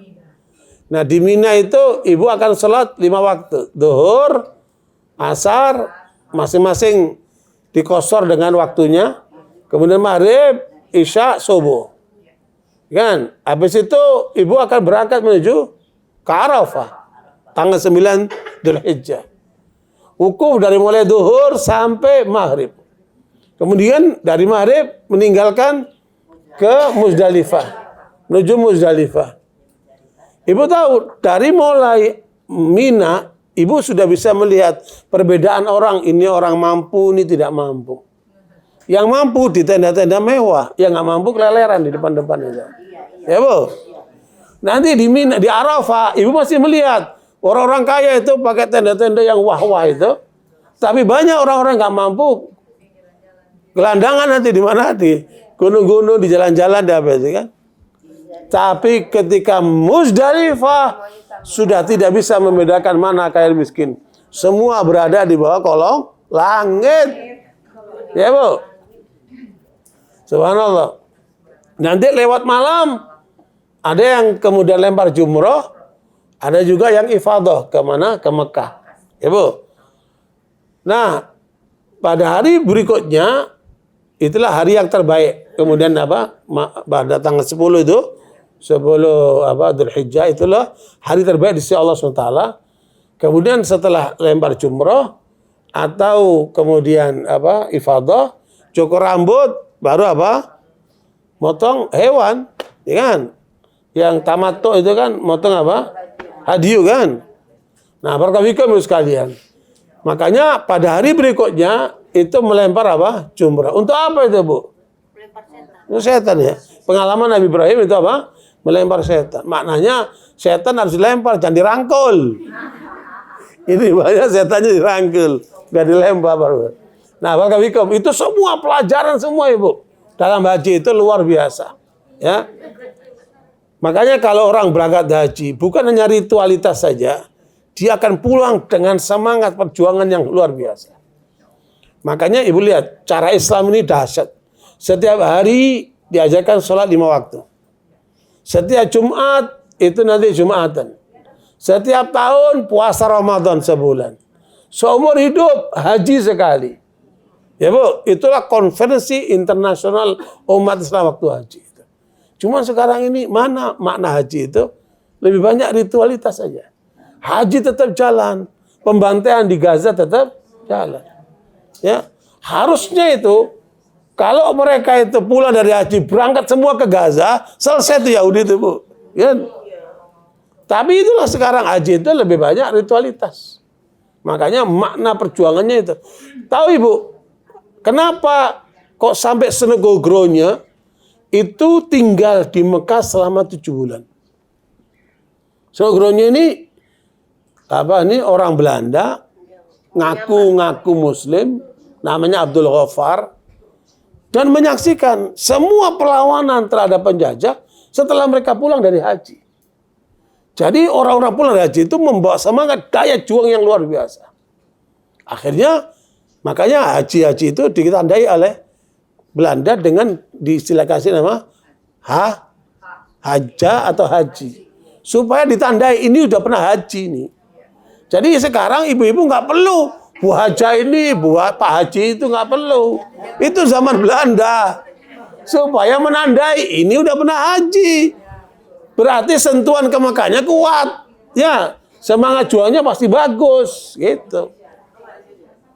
Apalagi Bu Haja pernah haji 5 kali, sebutkan 5 hajinya. Nggak perlu. Ya. Jadi itu adalah masa Belanda, masa penjajah itu. Nah, ibu-ibu kalau biasanya haji, saya akan membimbing haji ya. Sampai puluhan kali lah itu haji.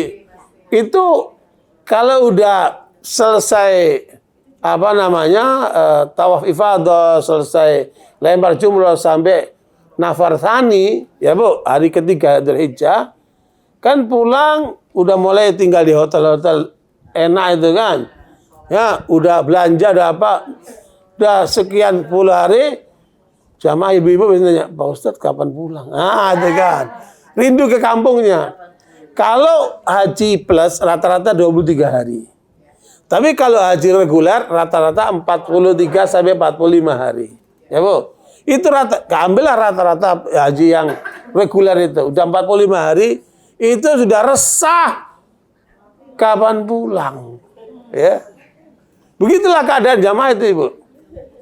Senegogronya bertahan sampai 7 bulan. Kenapa? Dia punya misi.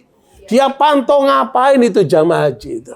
Ketemu siapa mereka, belajar apa mereka. Dipantau, karena apa? Mereka bakal pulang akan menjadi pejuang-pejuang di Indonesia.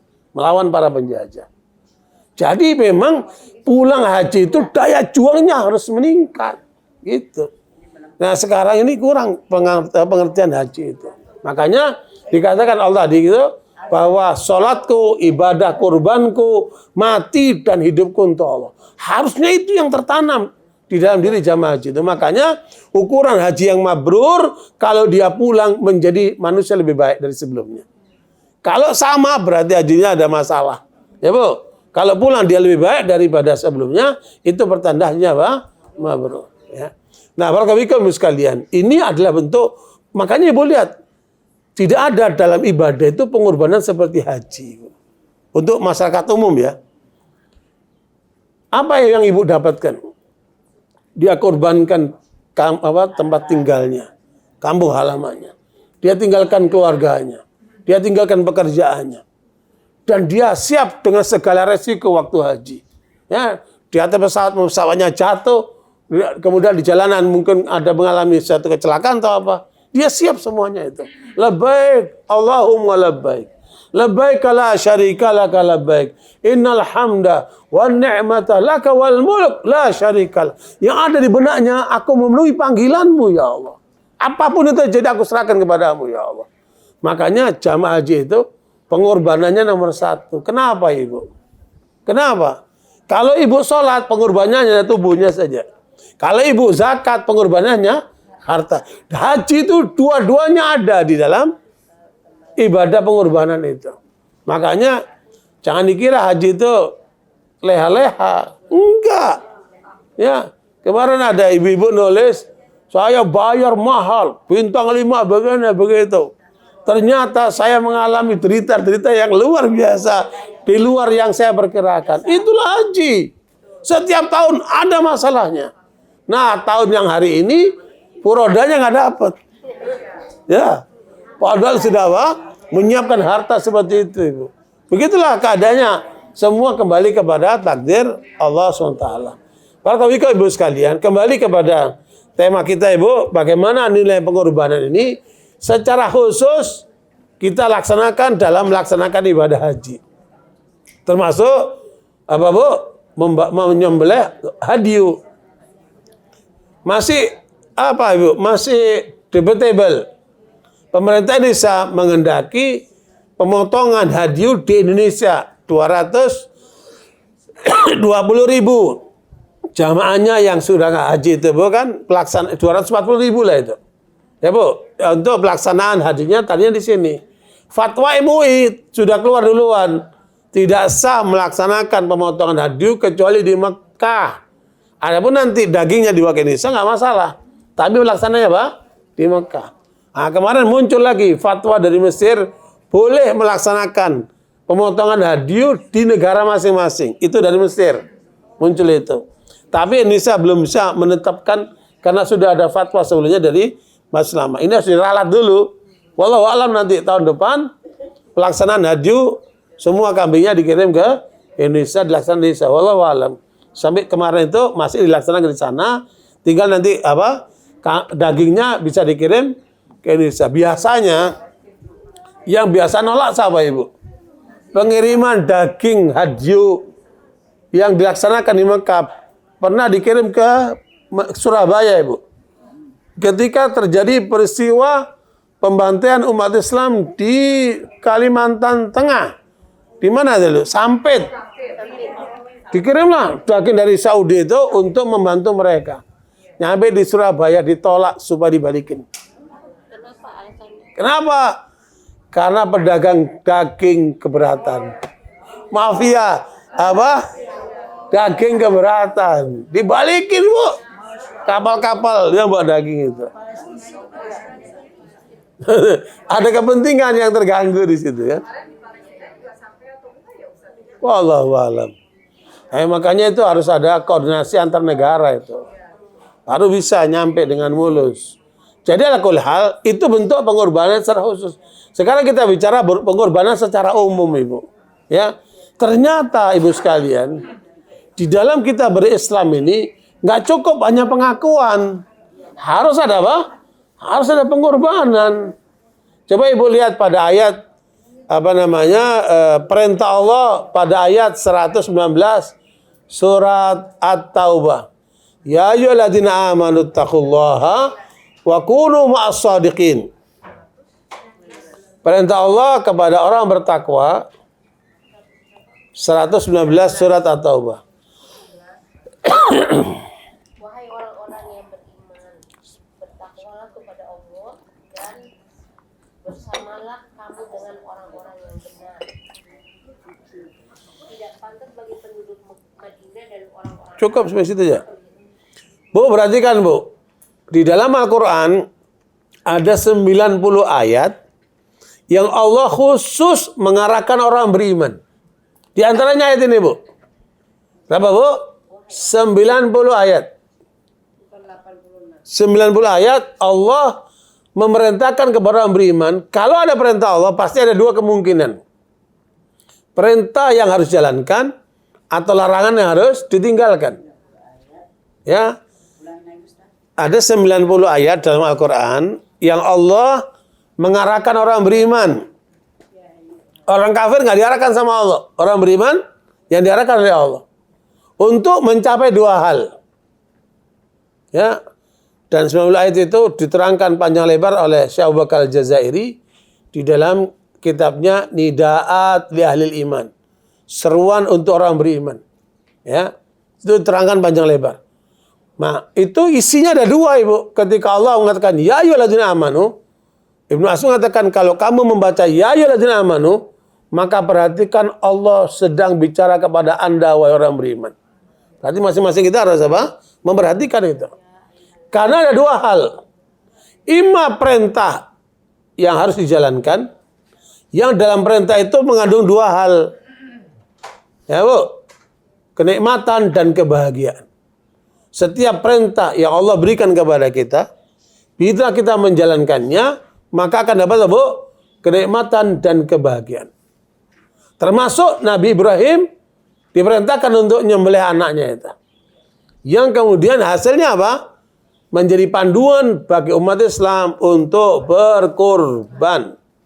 Nah, itu semua pahalanya ngalir ke siapa itu, Bu? Ke Nabi Ibrahim sama Nabi Ismail. Kemudian lanjut kepada Nabi Muhammad SAW. Karena beliau merintahkan kepada kita atas perintah Allah, fasholli lirabbika wanhar. Jadi mereka yang pelopor-pelopor itu dapat pahala semua itu, Bu, mengalir ke mereka. Kan? Makanya jadilah pelopor, jangan jadi orang biasa. Ya, Bu? Sehingga disitulah kemudian kita memotivasi umat bagaimana supaya kita bisa menjalankan perintah Allah. Karena di dalamnya mengandung dua hal. Ya, Bu, apa, Bu? Kenikmatan dan kebahagiaan. Yang kedua, dalam arahan Allah kepada orang beriman, janganlah kalian mengerjakan larangan Allah. Tinggalkanlah larangan Allah. Ya, tinggalkan apa, Bu? Larangan Allah. Karena dalam larangan Allah mengandung dua hal. Apa, Bu? Penderitaan dan kehinaan. Makanya siapa saja yang melanggar Allah, maka pasti dia akan menderita dan hina. Kecuali kalau dia bertobat kepada Allah. Ya, Bu, ya. Dan itu satu, apa, Bu? Keniscayaan. Sehingga untuk itu bagi orang beriman, jangan sampai bersentuhan dengan larangan Allah SWT. Karena itu apa? Di baliknya apa, Bu? Penderitaan dan kehinaan. Sehingga setiap kali kita melihat perintah Allah, jalankan. Larangan Allah tinggalkan. Karena kita memahami ada hal di balik semua itu. Jelas, Bu? Nah, pada ayat yang ke-119, Allah katakan, wahai orang beriman, bertakwalah kepada Allah, dan selalulah kalian bersama orang-orang yang jujur, orang-orang yang benar. Siapa orang yang benar ini, Bu? Ibu sekarang lihat banyak ustadz, banyak ulama, banyak kiai. Kalau ibu tidak punya pedoman, ibu akan mengalami kebingungan. Ini mana yang benar dari semua ini, kan? Nah, Allah berikan nih pedomannya. Pada ayat ke-15 surat Al-Hujurat. Ya, innamal mu'minun ladzina amanu billahi wa rasulihi tsumma lam yartabu wa jahadu bi amwalihim wa anfusihim fi sabilillah ulaika humus shadiqun. Al-Hujurat ayat 15.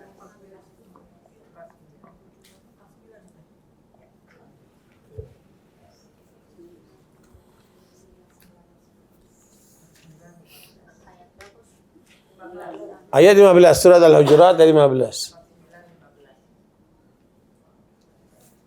Sesungguhnya orang-orang mukmin yang sebenarnya adalah mereka yang beriman kepada Allah dan Rasul-Nya. Kemudian mereka tidak ragu-ragu dan mereka berjihad dengan harta dan jiwanya di jalan Allah. Mereka itulah orang-orang yang benar. Jadi kalau lihat orang benar, bukan cuma hanya pernyataan. Ngaku beriman, ya, Bu? Ngaku berilmu, lihat penampilannya nggak cukup. Tapi Allah mengukur dengan apa?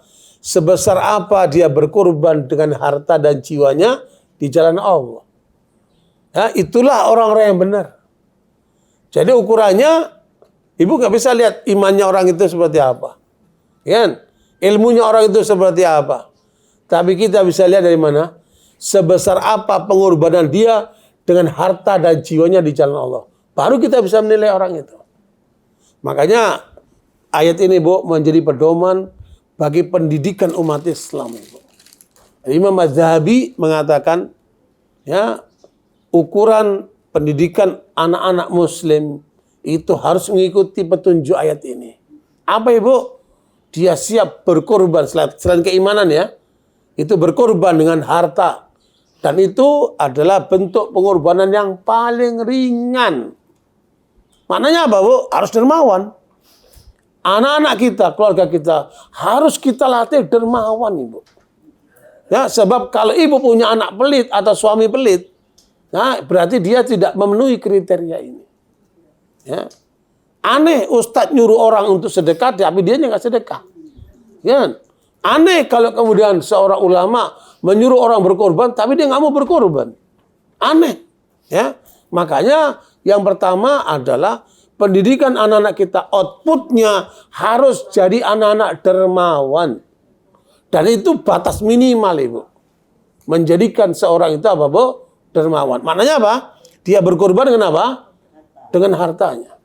Makanya anak kita harus kita didik supaya mereka jadi dermawan, bukan jadi anak yang pelit. Ya. Memang betul, mencari duit itu susah. Ya, Bu. Tidak berarti kemudian jadi pelit. Wa tuhibbunal mala hubban jamma. Kamu itu memang urusan harta itu suka sekali, kata Allah. Tapi, Ibu, pada ayat ke-10 ayat ke-9 surat Al-Hasyr itu Allah menyebutkan tentang karakter para sahabat. Ya. Wa yu'thiruna ala anfusihim walau kana bihim khasasah wa may yuqa syuhha nafsihi fa ulaika humul muflihun. Surat Al-Hasyr ayat 9. Ya, ini harus kita tanamkan kepada anak-anak kita dan diri kita semua, Ibu. Karena ini terkait dengan para sahabat radhiyallahu anhum yang nanti ada asbabun nuzulnya itu. Dan orang-orang Ansor yang telah menepati kota Madinah dan telah beriman sebelum kedatangan mereka Muhajirin, mereka mencintai orang yang berhijrah ke tempat mereka, dan mereka tidak menaruh keinginan dalam hati mereka terhadap apa yang diberikan kepada mereka Muhajirin, dan mereka mengutamakan Muhajirin atas dirinya sendiri meskipun mereka juga memerlukan. Dan siapa yang dijaga dirinya dari kekikiran, maka mereka itulah orang-orang yang beruntung. Jadi kewajiban kita, Ibu sekalian, membuang karakter apa, Bu? Pelit. Tidak boleh di dalam diri kita ada karakter apa, Bu? Pelit. Siapa yang masih tersisa di dalam dirinya karakter pelit, berarti dia belum sukses. Itu kata Allah itu, Bu. Tetapi bila kita mampu mengeliminir karakter pelit dalam diri kita, berarti tandanya orang sukses. Ayat itu, Bu, asbabun nuzulnya terkait dengan Nabi kedatangan seorang tamu. Tapi Nabi melihat di rumahnya nggak ada apa-apa. Rumahnya nggak ada apa-apa untuk menghormati tamu. Maka Nabi menawarkan, siapa yang bersedia untuk menservis tamu kita ini? Maka Abu Talha mengatakan, saya ya Rasulullah. Dan dia belum tahu apa ada yang di rumahnya itu. Ya, Bu. Akhirnya dibawalah setelah salat Isya tamu itu ke rumahnya. Nyampe di rumah, dia nanya sama istrinya, adakah makanan yang kita akan berikan buat tamu kita malam ini? Karena aku menyatakan kepada Rasulullah untuk siap untuk menghormati tamu ini. Kata istrinya, nggak ada lain kecuali untuk anak-anak kita. Makanan malam ini hanya untuk anak-anak kita. Kata Abu Talha, tidurkan anakmu dan siapkan makanan untuk tamu kita saja. Ya, Bu. Akhirnya anaknya ditidurkan, kemudian makan itu disiapkan untuk si tamu itu. Dan karena nggak banyak makanannya, lampu dimatikan sehingga seakan-akan itu makanan banyak gitu. Dan dia tangannya ditempel-tempel gitu, Bu, supaya dia ikut merasa makan, padahal dia nggak makan itu. Tauriah juga itu. Ya, itu semua untuk tamunya itu, Bu. Tauriah ya. Nah, saking hebatnya Bapak ini, turunlah ayat ini, Bu. Mendahulukan saudaranya, padahal dia sendiri membutuhkannya. Ya, luar biasa. Makanya siapa yang terlepas dari belenggu sikap pelit, maka dialah orang yang beruntung. Makanya Imam Ghazali rahimahullah mengatakan ada 3 pelit yang paling buruk di dalam diri manusia itu. Bu, ada berapa? 3 karakter buruk di dalam diri manusia yang harus dibuang jauh-jauh. Yang pertama adalah karakter pelit. Ya, bakhil. Itu kata Imam Ghazali. Jauhkan diri kita dari karakter bakhil. Yang kedua itu sombong. Karakter sombong. Sehingga mudah meremehkan orang. Ya, jangan kita mudah meremehkan orang. Yang ketiga, pengecut. Ya, sehingga tidak berani menyampaikan kebenaran, tidak berani untuk membela kebenaran. Karena sikap pengecut. Nah, 3 sifat karakter itulah yang harus dibuang. Kembali kepada ayat yang kita bahas tadi, Bu, surat Al-Hujurat ayat 15. Jadi kata Imam Imam Ghazali, 3 karakter buruk yang harus dibuang, ya, karena itu merusak tatanan diri seseorang. Pertama itu karakter pelit, yang kedua karakter sombong, yang kedua karakter pengecut. Ini harus dijauhkan dari diri kita.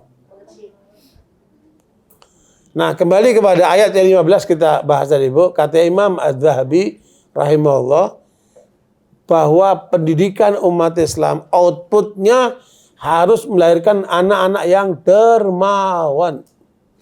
Sehingga dia siap berkorban dengan dengan hartanya. Yang kedua, siap berkorban dengan jiwanya. Maknanya pemberani. Jadi anak-anak kita harus diajari Bu? Pemberani. Ya, makanya tidak boleh anak kita menjadi anak yang pengecut. Harus jadi pemberani. Ya, apalagi anak laki-laki, Bu, ya. Harus dilatih untuk jadi pemberani. Karena anak laki itu punya ibunya. Ya. Kalau anak perempuan itu arahnya ke bapaknya. Maksudnya nanti ke suaminya, Bu, ya. Tapi kalau anak laki itu milik ibunya. Makanya anak laki harus dilatih pemberani. Umar mengajarkan, ya, alimu auladakum ar-rimayata wa rukubal khail wasibaha. Ajarkan anakmu supaya jadi pemberani 3, Ibu. Kata Umar, ajarkan anakmu 3 hal supaya jadi pemberani. Pertama, berkuda, naik kuda dia. Kalau anak laki sudah berani naik kuda, berarti tandanya Bu? Pemberani. Yang jatuh-jatuh dia. Dan memang ketika kita naik kuda itu terasa gagah sekali, Bu. Ya. Saya kalau naik kuda itu terasa gagah sekali. Nah, yang kedua adalah memanah. Karena memanah itu butuh fokus, Bu. Ya. Latihan memanah. Itu akan fokus. Nah, yang ketiga berenang. Ya, supaya napasnya kuat, tubuhnya kuat. Nah, itu menjadi pemberani. Ya. Nah, barakallahu Ibu sekalian, makanya output pendidikan anak-anak muslim 2 intinya utama, Ibu. Dermawan untuk siap mengorbankan dengan hartanya dan pemberani untuk siap mengorbankan jiwanya. Di jalan Allah, jangan lupa itu di jalan Allah. Bukan untuk gagah-gagahan.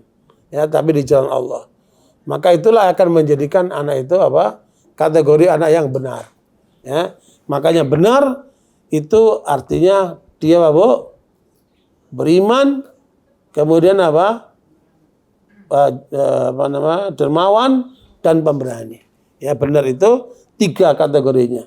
Beriman, kemudian dermawan dan pemberani.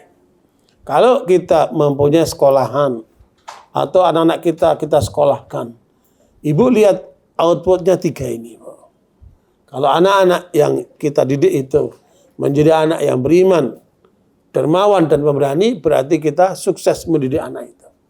Kalau 3 itu masih belum, maka harus kita sempurnakan itu. Ya. Begitu nasihat Imam Adz-Dzahabi di dalam mengomentari ayat 15 surat Al-Hujurat. Nah, dalam hal ini Ibu sekalian, makanya orientasi pengajian, pendidikan, ya Bu, pelatihan, dan semua kegiatan umat Islam harus mengarah kepada 3 komponen ini. Ada seorang ustadz besar, Ibu. Ustadz besar ini datang ke rumah saya.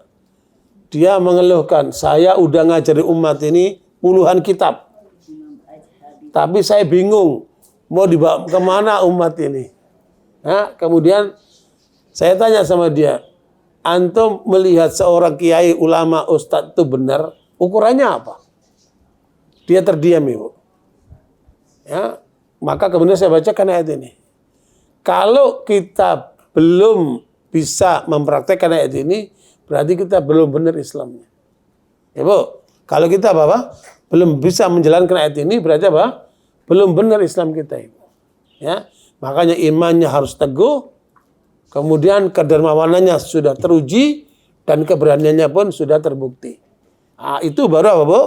Baru benar itu Islamnya. Ya. Jadi itu ada ukuran daripada satu kebenaran yang Allah berikan kepada kita, sehingga itu bisa menjadi panduan bagi pendidikan dan pembinaan terhadap umat Islam. Gitu ya. Nah, barakallahu itu sekalian Bu, ada kajian kita bagi hari ini terkait dengan nilai-nilai pengorbanan, baik itu pengorbanan secara khusus, ada kata doanya, ataupun pengorbanan secara umum yang bersifat pengorbanan bisa harta, bisa jiwa, bisa waktu, bisa tenaga, bisa yang lainnya. Ya Bu. Tapi semua itu adalah butuh pengorbanan. Ya, makanya nilainya seorang istri kalau Bu? Pengorbanannya besar. Nilainya seorang suami kalau pengorbanannya besar, ya kan? Begitulah orang mukmin ternyata nilai terbesar ada pada pengorbanannya itu. Semoga dengan itu bisa kan menjadikan pegangan kita nanti ketika menghadap Allah Subhanahu. Makanya ada pernyataan ulama salaf. Saya lihat saya bagus sekali nih. Terus ulama salaf mengatakan begini. Salatmu akan menghantarkan kamu menuju setengah ke arah surga. Salatmu akan menghantarkan kamu menuju ke arah setengah masuk surga. Puasa Ramadanmu akan menghantarkan kamu sampai ke depan pintu surga. Ya, puasa Ramadanmu akan menghantarkan kamu sampai kepada depan pintu surga. Sedekahmu, pengorbanan hartamu, itu akan menghantarkan kamu masuk ke dalam surga. Ya, ya itu. Makanya artinya harus ada pengorbanan. Gitu. Ya, sedekahmu, infakmu, zakatmu akan menghantarkan kamu ke dalam surga. Makanya, iya, sholatmu akan menghantarkan kamu kepada setengah pintu surga. Kemudian puasamu akan mengantarkan kamu sampai ke depan pintu surga. Dan infak dan sedekahmu akan mengantarkan kamu ke dalam surga. Ya, 3 hal itu menjadi panduan utama di dalam kita berislam. Ya. Barakallahu sekalian, kemarin saya diminta untuk berbicara di hadapan 150 pengusaha. Ya Bu, termasuk di situ ada Pak Anies Baswedan. Ya, kemudian saya sampaikan bahwa Abdurrahman bin Auf adalah sahabat Nabi yang sangat kaya raya, mungkin paling kaya dari semua sahabat. Kemudian dia termasuk dari 10 orang yang dijamin surga oleh Rasulullah. Ya Bu, 10 orang dijamin surga oleh Rasulullah. Tapi kemudian pada saat terjadi paceklik pada masa Umar Khattab anhu, orang kesulitan harta, Abdurrahman bin Auf datang rombongan 700 ekor onta dengan isinya. Kemudian Aisyah anha berkomentar pada orang-orang sedang memuji Abdurrahman bin Auf, kekayaan luar biasa. Kata Aisyah anha, kasihan Abdurrahman bin Auf, aku mendengarkan Rasulullah SAW dia akan masuk surga dalam kondisi merangkak. Pada saat hal itu sampai ke telinga Abdurrahman bin Auf, langsung Abdurrahman bin Auf mengatakan, dia datang ke Aisyah anha, apakah betul engkau menyampaikan bahwa Rasulullah SAW menyampaikan Abdurrahman bin Auf akan masuk surga dengan merangkak? Betul, aku dengar begitu. Kalau begitu, kata Abdurrahman, seluruh kekayaan yang baru datang, onta dan isinya itu, aku berikan fisabilillah, semoga aku masuk surganya dengan berjalan tegak, ya. Jadi, dan itu padahal dijamin surga, ya, tapi tidak dengan jalan biasa, dengan merangkak. Maka beliau kurbankan dengan hartanya itu untuk bisa masuk surga secara tegak. Nah, karena itu barakallahu sekalian, makanya jangan kemudian surga itu dianggap murah. Terakhir, ya, lihat surat At-Taubah ayat yang ke-100, ya. 111 ya. At-Taubah 111. Innallaha ashtara minal mu'minina anfusahum wa amwalahum bi anna lahumul jannah. Ya. At-Taubah 111. Ya. Sesungguhnya Allah membeli dari orang-orang mukmin baik diri maupun harta mereka dengan memberikan surga untuk mereka. Mereka berperang di jalan Allah sehingga mereka membunuh atau terbunuh sebagai janji yang benar dari Allah di dalam Taurat, Injil dan Al-Quran. Dan siapakah yang lebih menepati janjinya selain Allah? Maka bergembiralah dengan jual beli yang telah kamu lakukan itu, dan demikianlah kemenangan yang agung. Jadi kita jual beli sama Allah, Ibu. Jadi untuk mencapai surga harus ada pengorbanan. Itu ayatnya, Bu. Pengorbanan dengan apa? Harta dan jiwa. Untuk bisa meraih surga. Maknanya surga itu bukan murah. Ya, Bu. Surga itu harus ada pengorbanan. Wallahu a'lam bishawab, karena waktu zuhur sudah tiba. Kita cukup sampai di sini. Insyaallah kalau ada dialog nanti habis salat zuhur. Kita tutup dengan doa kafaratul majlis. Subhanakallahumma bihamdika asyhadu an la ilaha illa anta astaghfiruka wa atubu ilaik. Walhamdulillah, wassalamualaikum warahmatullahi wabarakatuh.